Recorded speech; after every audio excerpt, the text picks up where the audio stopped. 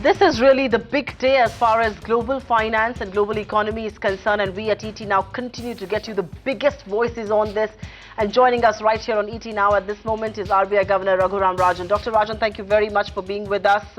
It's only fair to say that this is a defining moment as far as our history is concerned, one that is perhaps going to rechart the course of our history.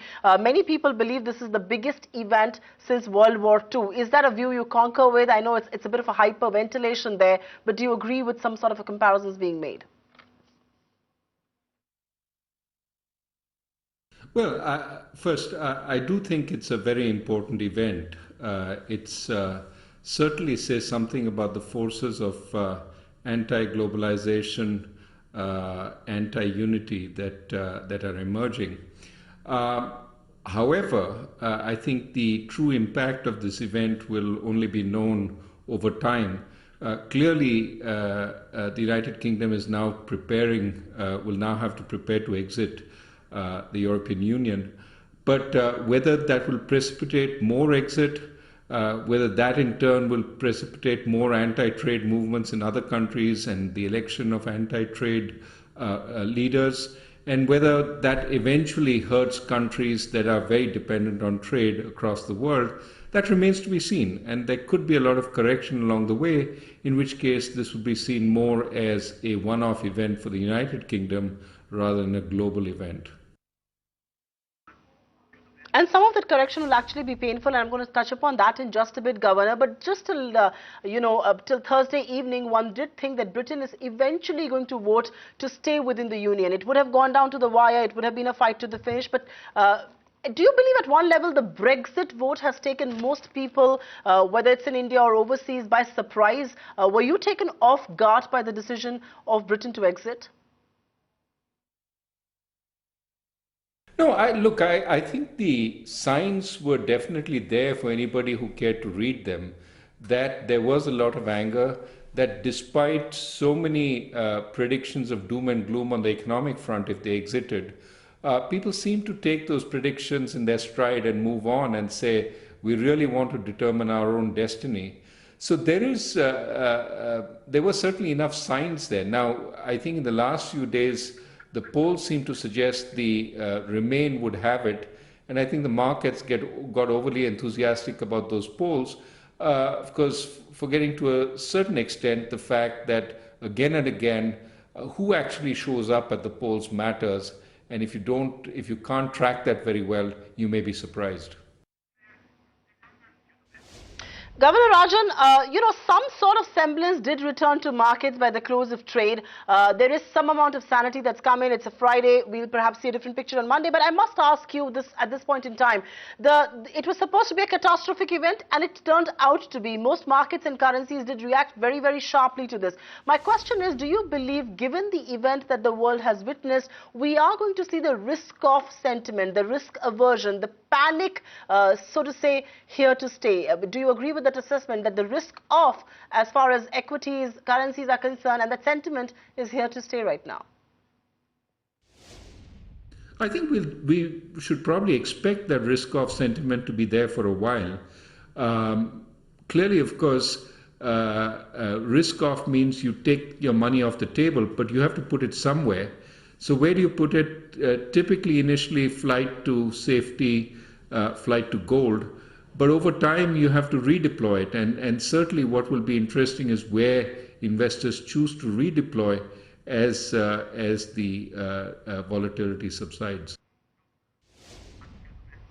That's a fair assessment indeed, and I'm glad you're being candid in this interview, sir. And of course, Brexit was the big event that the world was watching out for. But Janet Yellen, another central banker in the US Fed, did say just, I think, about 2 days back, she said that Brexit, if it were to happen, would be the worst possibility for the global economy at large. This is perhaps not a Lehman sort of a financial event, but as far as the global economy is concerned, she believes this could have been the worst possibility. I'm not going to talk to you about the other alternative that could have been, but do you concur with her? Do you agree that this is the worst possible event as far as global economy is concerned? Well, certainly from the global perspective, it would have been far better if the UK had decided to remain. And so, yes, this is a worse alternative from the globe's perspective. However, again, I think there's all too often an easy comparison made, for example, with the Lehman event. I think the Lehman event hit the world when there were a lot of financial institutions that were highly levered with complex assets. And as a result, there was turmoil which spread through financial markets. Here it's more a question of what this means for the long-term value of the asset side. Are we going to see as much in terms of profitability and growth because of the constraints on trade that might emerge if this is carried to its logical conclusion? So given that difference in perception, unless there are players that have taken big positions in foreign exchange or that are highly liquid at this time, and given how well advertised advertised this event has been, that seems somewhat unlikely. Of course, we'll have to deal with it if it actually emerges. But in general, I would think there are differences, large differences between this and what happened with Lehman Brothers.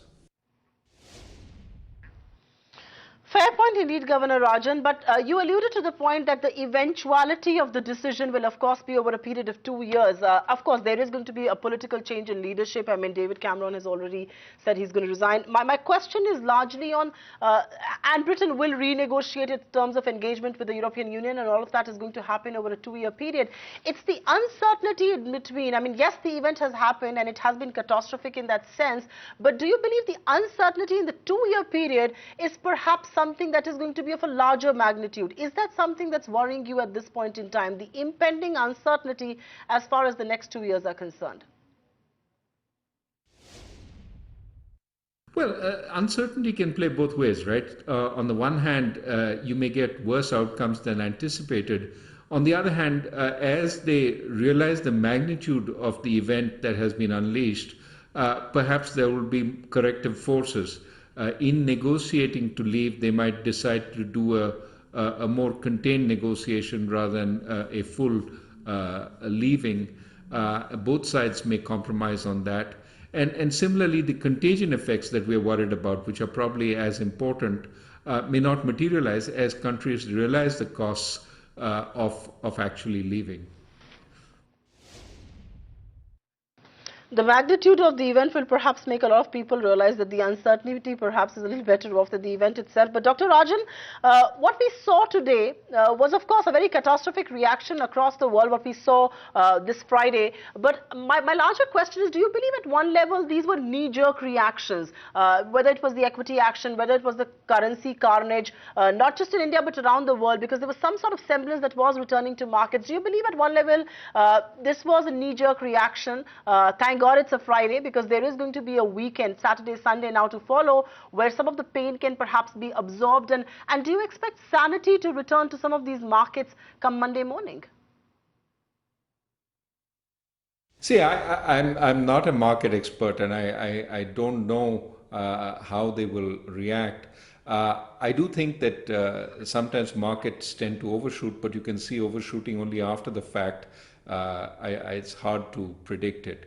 That said, I think that a certain amount of volatility was, in fact, understandable given where people had predicted, how people had predicted the outcome and what actually happened. Now, going forward, I think we will see this evolve. And I don't think it's a one-off thing. There's a process. And as we've discussed a number of times, there's also the possibility of contagion. Contagion to Europe, contagion to the United States, and then back from there to some of the emerging markets. So we have to watch and see. I think on this front, India is reasonably well placed. It is not as exposed to exports as some other countries are. It's got a strong and a strengthening domestic economy. And with the monsoon looking like it's playing in the way that was anticipated, perhaps that will also strengthen domestic demand. So all this says that in this turbulent world, having a reasonably large continental economy, being able to make for India is probably a good thing and will help protect us against the forces that are emerging. Strong fundamentals and whether they come to our rescue or not is a question I'm going to follow up in just a bit. But I must ask you a question. In August of 2013, when you did go to the RBI, sleep was difficult to come by with the wild swings that the rupee was making. But you have said today that some amount of movement in currency is perhaps warranted. You are expecting that to happen. At what level of the rupee will you be concerned? At what level of the rupee will it begin to bother you? Because I am given to understand it's not rattling you just yet.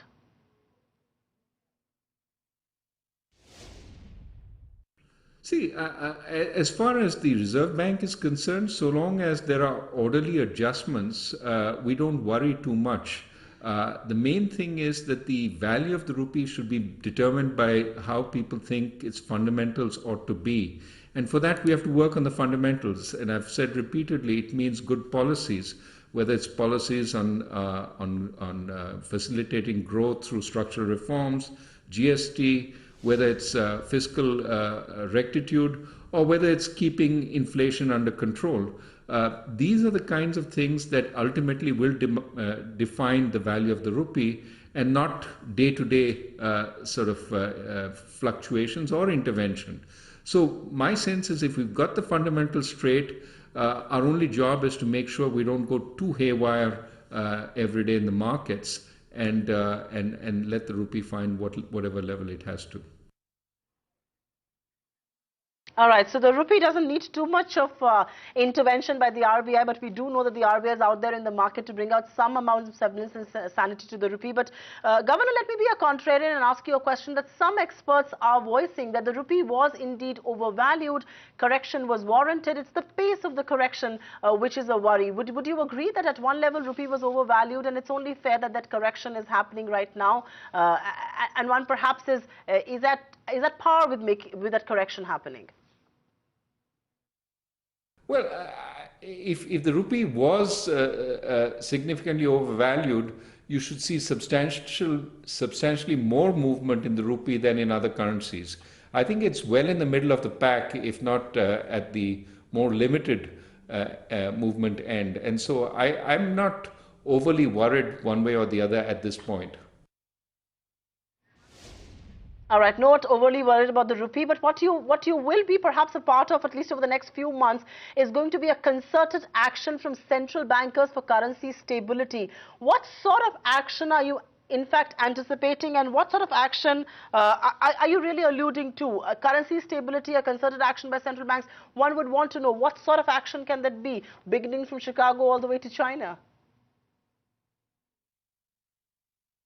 No, look, if I gave the impression that we wanted to maintain currencies rock solid against each other, that certainly wasn't what was intended to be taken away. Currencies will adjust, and based on outcomes such as the one today, the UK with a large current account deficit will probably see, as it has seen, a depreciation in the pound.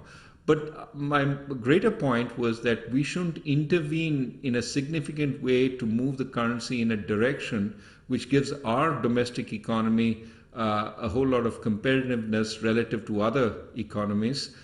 If we all do that, then we end up in competitive devaluation, which becomes problematic for the world. So we have to be careful that we all let the currencies adjust as the markets and fundamentals would dictate they will.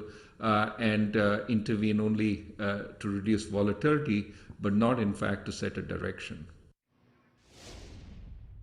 All right, let currency find its own level all across the world. But Governor Rajan, I know I may be a little simplistic in stretching this argument, but one of the things that this Brexit does spur perhaps or constraints is Janet Yellen's elbow room to hike interest rates just yet. Do you believe, like a lot of observers do, that the Fed rate hike is delayed for all practical purposes and in fact pushed away for a while? Well, to the extent that any event puts a dampener on growth, it is going to make it a little more difficult for any central bank to think about raising interest rates in a hurry. At the same time, however, there are some central banks which are seeing or perceiving the possibility of higher inflation, sometimes as a result of currency depreciation. And so those central banks may be in a different position than central banks that have seen their currency appreciate. Because currency movements also change monetary conditions. So I think it has to be a case-by-case situation. But certainly, if you ask for the one-off effect of such an event, it generally will mean more accommodation for most central banks. Governor Rajan, I must ask you a question. Is this a lifeline of sorts for India, though? First, of course, the FOMC and the Fed decision being delayed, and the obvious flight of capital that it would have spurred not happening at least for some more time, and we will have those capitals stay intact. And then, of course, crude. I mean, you know, I know it was beginning to worry a lot of people, including the RBI. You had red flagged the inflation issue. That surge is perhaps going to be tempered, and crude will perhaps stay benign for a little longer. So in that sense, it's almost like a God-sent opportunity on both those counts. Well, if you're asking whether there are silver linings in all this, yes, there probably are. On the one hand, the effect of a slowdown in the UK and perhaps in the euro area as a result may have an adverse effect on our exports.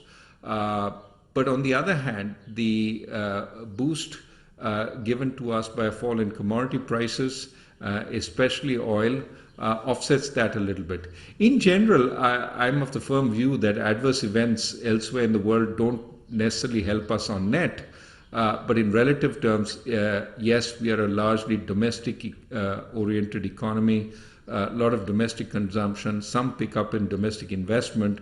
So we are a little more immune to outside events than other countries. But I would be far from saying that we are totally immune. I'm wondering if some people are going to say thank God for being immune this Friday. But Governor, you spoke about the FCNR maturity and you were expecting some big bucks to flow out. Do you believe the Brexit at one level is going to further push up the money that will flow out of India, aggravate the flight of capital really at one level when the FCNR maturity does happen? No, look, I think that whether it does or not, we are anticipating something like 80% of what was put in will go out. If it becomes 90%, it's actually not that material in terms of the kinds of buffers we have. So I would believe that well managed, and we intend to manage it well, the FCNRB outflows will be a non-event. Of course, we have to take precautions. We are in the process of building up some of the forward positions we had. We are taking delivery on them. And as we build up those forward positions, we will be less reliant on people having to come up with the dollars at the right time. We will already have it, and we can supply them to whoever needs it at that point. All right, time to switch the discussion away from currency and equities and all the carnage and all of that to something that a lot of people are obviously pointing out, that will Brexit fuel more copycat referendums? Is Denmark going to be out there next? Could Sweden be wanting to opt out next? Do you believe there will be many Me Toos wanting to exit the union now? Well, look, I think on the one hand, if this has adverse consequences, as many economists, the fund or the Bank of England have predicted, then perhaps it may cause other countries to pause a second and say, well, maybe they're right about the economic consequences, because no referendum is going to be done in the next month or so. It will take some time by which you'll see the initial consequences of this particular action. Having seen that, they might decide other than moving out. Of course, movements within countries may take heart from how successful the Brexit campaign has been and decide that, let's go for it anyway. Let's forget about the economic costs. So it could play both ways. We have to see how it plays out. But my hope is that it's not just the campaigners, but authorities around the world who take note of some of the forces and sentiments that led to this particular vote, and we make adjustments as necessary. And we do hope authorities around the world pay more heed to people like yourselves, because you don't just talk on economy and finance, your views on everything global matters a lot. I must ask you, at one level, are you perturbed by the fear that one is seeing around, the rise in anti-global, the rise in protectionist sentiment? And what ramifications does this have on the impending US elections? Could we actually see Donald Trump being elected the President of the United States eventually? Well, I mean, it certainly could, but I think the point is that we have to acknowledge the costs of globalization, that the costs fall unevenly, even while the benefits are also captured unevenly. On net, there might be strong benefits, as economists have suggested over time, but the cost may fall unevenly, and therefore we have to find mechanisms to alleviate the burden that is imposed on certain segments of society. That certainly is the thinking that has to go on in industrial countries, and certainly even from an emerging market perspective, we have to constantly make the case for more openness, for the fact that it has helped us, and also do the appropriate amounts of for want of a better word, I'll say lobbying, to ensure that the world economy stays open to us as we grow. All sorts of lobbying as far as the world economy stays open is good lobbying, so to say. But let me ask you a question. Would you have wanted your next generation to inherit a world that's becoming far more inward looking than it has been in the past? No, it certainly is a worrisome development. But at the same time as the forces are about looking inwards, they're also about talking about independence, not being subject to the constraints imposed by entities that you have no control over. This is part of the message that is coming out from this Brexit vote. So I think what we need to really do is understand this mix of a desire for sovereignty, of recapturing your sovereignty, even while we want countries to participate in the global economy and not erect barriers vis-a-vis one another to trade and capital, as well as human beings. So this really calls for rethinking global governance, something that I've been arguing for again and again, that we've taken it too lightly, and we've shut eyes to the possibilities that the anti-globalization reaction can get powerful and may in fact cause a shrinkage of the space. So we need to really work on this, and I think this is a wake-up call across the world. We do hope the wake-up call happens, but one final word from you. Is this a problem created by politicians all across the world, and eventually the price is being paid by global economy? I wouldn't say that. I would say it's actually an awakening of the people to certain costs of technology, of globalization. It's happened before. This is not the last time it will happen. And the real sort of solution is for the political establishment to understand how to deal with it, even while keeping the economic avenues open. The solution lies with the political establishment, and we do hope they wake up and listen to sane voices like yourselves. But on that note, Governor Rajan, it is an absolute pleasure to be having you right here on ET Now on a big day when news that matters, Thank you. Who matters, speak exclusively to the channel that matters. And that is indeed ET Now. Thank you very much, Governor. With that, it's a wrap here on this show. Thank you very much for keeping your time with ET Now. Stay tuned for everything that's breaking in your world right now, news and analysis that we bring to you every minute of the day.